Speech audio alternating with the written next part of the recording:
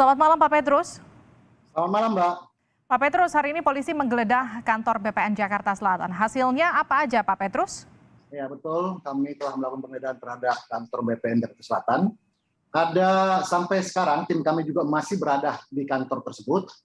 Setidak-tidaknya temuan hingga sore ini ada temuan hingga saat ini 49 sertifikat yang merupakan program PTSL yang belum diserahkan kepada masyarakat. Yang mana pada SM tersebut sudah tercatat data yuridis dan data fisik. Seharusnya ini sudah diberikan pada masyarakat. Karena tertulis, karena sertifikat tersebut adalah program PTSL tahun 2019. Artinya sudah 3 tahun tidak diberikan. Dan kami meyakini ini masih ada kaitannya dengan perkara yang akan ditangani. Berdasarkan fakta penyidikan yang telah kami temukan, terdapat kesengajaan oleh oknum BPN tidak segera memberikan sertifikat tersebut kepada masyarakat. Dan sekurang-kurangnya ada 3 SHM yang telah terjadi penghapusan data yuridis dan data fisik yang telah dilakukan oleh oknum BPN secara ilegal. Oke, Pak Petrus, artinya 49 sertifikat yang belum diserahkan kepada pemiliknya ini juga akan atau diduga kuat ada sangkut pautnya dengan kasus mafia tanah?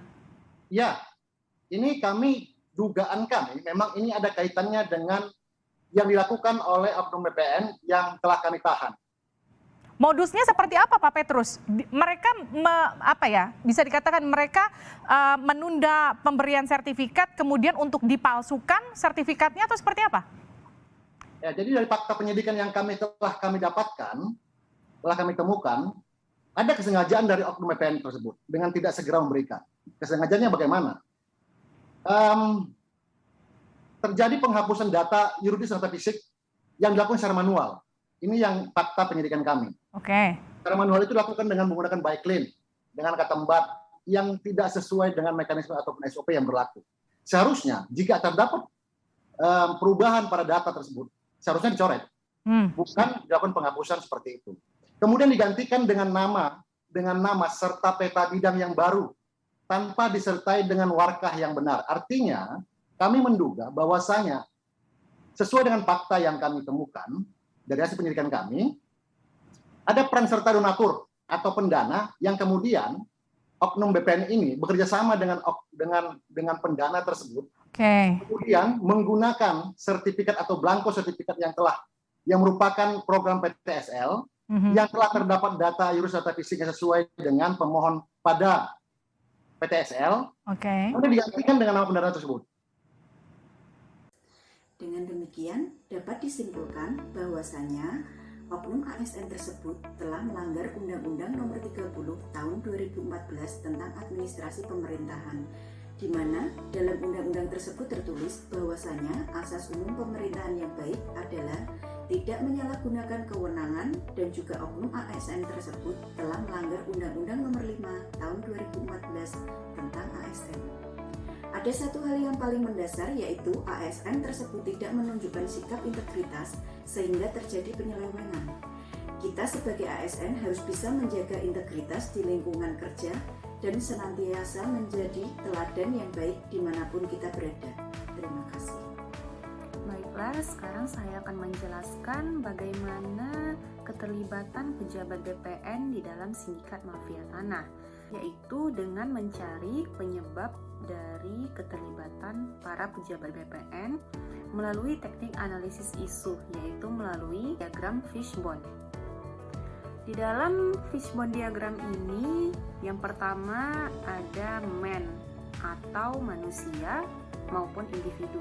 Individu di sini adalah oknum pejabat BPN Jakarta Selatan yang tidak melaksanakan profesinya secara profesional, serta melanggar kode etik profesi dengan menyalahgunakan wewenangnya sebagai ASN BPN Jakarta Selatan. Dan yang kedua adalah metode.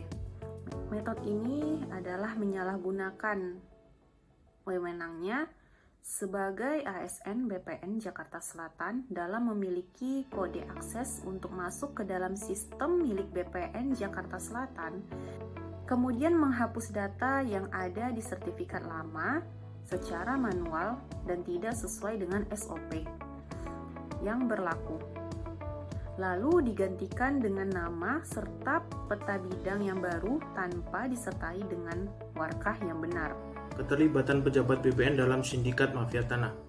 Analisis dari segi manajemen ASN bad practice dari video ini yaitu 3 oknum pejabat BPN Jakarta Selatan yang tidak melaksanakan profesinya secara profesional dan melanggar kode etik profesi dengan menyalahgunakan wewenangnya sebagai ASN Jakarta Selatan dalam memiliki kode akses untuk masuk ke sistem milik BPN Jakarta Selatan, kemudian menghapus data yang ada di sertifikat lama secara manual dan tidak sesuai SOP yang berlaku, lalu digantikan dengan nama serta peta bidang yang baru tanpa disertai dengan markah yang benar. Dalam hal ini, para oknum pejabat BPN juga tidak melaksanakan kewajiban sebagai ASN yang sesuai peraturan perundang-undangan yang berlaku, dengan tidak menjaga integritas dan keteladanan dalam sikap, perilaku, dan tindakan, juga tidak melaksanakan tugas dengan penuh kejujuran dan tanggung jawab. Dalam video ini juga dilanggar beberapa ketentuan dari sisi smart ASN dalam literasi digital, di mana para oknum pejabat BPN tidak memiliki kecakapan literasi digital yang baik, di mana mereka tidak mampu bermedia digital. Artinya dalam hal penggunaan kode akses untuk masuk ke sistem online milik BPN Jakarta Selatan dengan penuh tanggung jawab dan melanggar digital etik, sehingga berdampak pada pelayanan kantor pertanahan Jakarta Selatan. Salah satu hal yang surprise buat saya adalah adanya layanan di hari Sabtu. Tentu saja kalau ngurus sendiri itu kita tahu prosesnya, tahu seperti apa prosedurnya seperti apa, dan kita jadi tahu seperti apa layanan yang sekarang ini telah dilakukan. Hari Sabtu itu membuka layanan. Nah, oleh karena itu saya pikir hari Sabtu adalah hari yang tepat untuk bisa mengurus ini, sehingga bisa mengurangi waktu untuk tidak melakukan pada hari kerja, karena itu akan bisa mengganggu pekerjaan saya.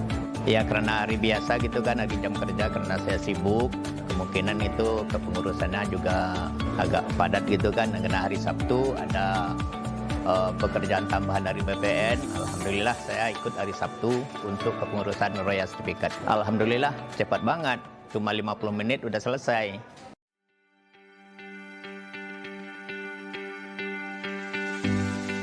Change is the law of life. Perubahan adalah keniscayaan. Kami sadar betul, dunia telah berubah. Ia berjalan begitu cepat. Lamban bukan menjadi sebuah alasan. Dinamika masyarakat yang terjadi saat ini menuntut pelayanan publik untuk lebih cepat dan mudah. Reformasi birokrasi pun perlu dilakukan demi terciptanya pemerintahan yang lebih efektif, efisien, dan akuntabel. Sebagai lembaga yang diberikan mandat untuk melaksanakan urusan pertanahan dan tata ruang di Indonesia, Kementerian Agraria dan Tata Ruang Badan Pertanahan Nasional terus melakukan perbaikan dan peningkatan pelayanan publik. Dengan semangat lebih cepat, menembus ruang, jarak, dan waktu, Kementerian ATR BPN bertekad selalu ada untuk masyarakat melalui program pelayanan Tanah Akhir Pekan atau pelataran. Mengingat kondisi sosial masyarakat yang memiliki keterbatasan waktu dalam mengajukan pelayanan pertanahan sesuai jam kerja kantor pertanahan, pelayanan pertanahan Sabtu Minggu menjadi salah satu solusi yang memberikan keleluasan waktu kepada masyarakat untuk mengurus sendiri tanahnya. Memperjelas kepastian jangka waktu dan biaya pelayanan melalui loket prioritas, sehingga dapat terwujud kualitas pelayanan pertanahan yang prima kepada masyarakat. Saat ini, seluruh kantor pertanahan yang berkedudukan di ibu kota provinsi dan seluruh kantor pertanahan dengan rata-rata jumlah layanan di atas 2.000 berkas per bulan, siap untuk memberikan layanan publiknya dengan membuka kantor pada setiap hari Sabtu dan Minggu, mulai pukul 8 pagi hingga 12 siang waktu setempat. Dengan adanya pelayanan pertanahan Sabtu Minggu, diharapkan dapat mencegah praktik calo atau mafia tanah dalam kepengurusan tanah. Selain itu, pada era revolusi industri 4.0 seperti saat ini, dunia digital bukan lagi sebuah kebutuhan, namun sudah menjadi keniscayaan. Kementerian ATR BPN pun turut mengimplementasikan pelayanan publik dengan memanfaatkan teknologi informasi melalui hotline pengaduan masyarakat. Hotline pengaduan masyarakat yang dibangun berkolaborasi dengan PT Telkom ini merupakan sistem pengelolaan pengaduan berbasis WhatsApp yang responsif dan cepat, sehingga dapat memberikan informasi kepada masyarakat dari mana saja dan kapan saja. Dengan adanya hotline pengaduan masyarakat ini, diharapkan publik lebih mudah menjangkau layanan pengaduan masyarakat serta tanggapan terhadap pengaduan dapat disampaikan lebih cepat kepada masyarakat. Karena Kementerian ATR BPN melayani profesional dan terpercaya. Dari video tersebut, Kementerian ATR BPN telah menerapkan core value dari nilai berakhlak, yaitu berorientasi pelayanan, di mana Kementerian ATR BPN berkomitmen memberikan pelayanan prima demi kepuasan masyarakat. Untuk teknik analisis isu, yaitu kami menggunakan fishbone, di mana dari segi man, yaitu orang, di mana ASN Kementerian ATR BPN sudah cukup kompeten dan memanfaatkan seluruh infrastruktur secara maksimal demi menerapkan pelayanan prima. Dan dari segi smart ASN, penggunaan media WhatsApp sebagai hotline pengaduan sudah termasuk dalam literasi digital, yaitu pengetahuan untuk mengoperasikan hal-hal yang ada di dunia digital. Dari segi metode, yaitu penerapan metode yang digunakan adalah hotline pengaduan menggunakan WhatsApp. Ini sudah termasuk dalam Smart ASN, yaitu transformasi digital, di mana dulunya pemohon harus datang ke kantor untuk membuat pengaduan. Namun sekarang bisa menggunakan media digital, yaitu berupa aplikasi WhatsApp. Selanjutnya dari segi machine atau mesin, dengan memanfaatkan sistem teknologi informasi seperti WhatsApp, masyarakat dengan mudah mendapatkan informasi yang tepat dan akurat secara cepat dan juga responsif dengan melalui pelayanan dari Kementerian ATR BPN berupa hotline pengaduan masyarakat. Dari sisi material, di mana salah satu permasalahan yang ada pada pelayanan pertanahan adalah dengan belum adanya website layanan pertanahan dan informasi publik.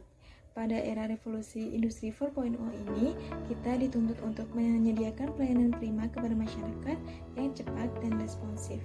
Maka dari itu, Kementerian ATR BPN tidak berdiam diri dengan terus melakukan inovasi, salah satunya melalui hotline pengaduan masyarakat dengan berkolaborasi dengan PT Telkom. Inovasi tersebut sangat baik karena publik dapat lebih mudah dalam menjangkau layanan pengaduan masyarakat, serta tanggapan terhadap pengaduan dapat diberikan lebih cepat kepada masyarakat, di mana hal tersebut sesuai dengan 3 nilai utama ATR BPN, yaitu melayani, profesional, dan terpercaya. Kemudian dari sisi money, di mana dengan adanya penerimaan negara bukan pajak yang cukup besar dari masyarakat, sudah sepatutnya kita sebagai pelayan publik untuk dapat memberikan pelayanan yang prima kepada masyarakat. Kementerian ATR BPN sendiri telah membuat program pelayanan tanah akhir pekan atau pelataran. Tentunya hal ini sangat membantu masyarakat yang memiliki keterbatasan waktu dalam mengajukan pelayanan sesuai jam kerja. Pelataran menjadi salah satu solusi yang memberikan keleluasaan waktu kepada masyarakat untuk mengurus sendiri tanahnya, memperjelas jangka waktu dan biaya pelayanan melalui loket prioritas sehingga dapat terwujud pelayanan yang prima kepada masyarakat. Dengan adanya pelataran diharapkan dapat mencegah praktik calo atau mafia tanah, di mana kita tahu sendiri bahwa calo atau mafia tanah sangat merugikan masyarakat. Hal tersebut menunjukkan komitmen Kementerian ATR BPN untuk menjadi solusi dari setiap permasalahan pertanahan. Hal ini sesuai dengan pembelajaran agenda 3 tentang manajemen ASN dan Smart ASN. Dari video tercermin bahwa terdapat implementasi literasi digital. Para ASN dapat meluncurkan inovasi yang dapat memberikan solusi dan kemudahan bagi masyarakat dalam rangka mengoptimalkan pelayanan pertanahan di Indonesia.